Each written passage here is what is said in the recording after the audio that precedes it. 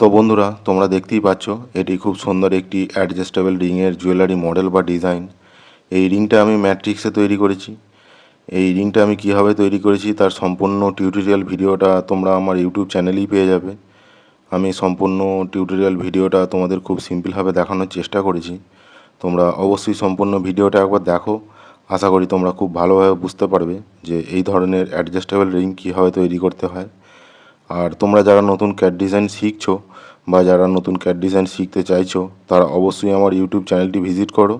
এখানে তোমরা 3D model তৈরি করার আরও অনেক রকমের টিউটোরিয়াল ভিডিও পেয়ে যাবে, যে ভিডিওগুলো হয়তো তোমাদের কাজ শিখতে এবং তোমাদের কাজকে আরও ডেভেলপ করতে অনেকটাই হেল্প করবে।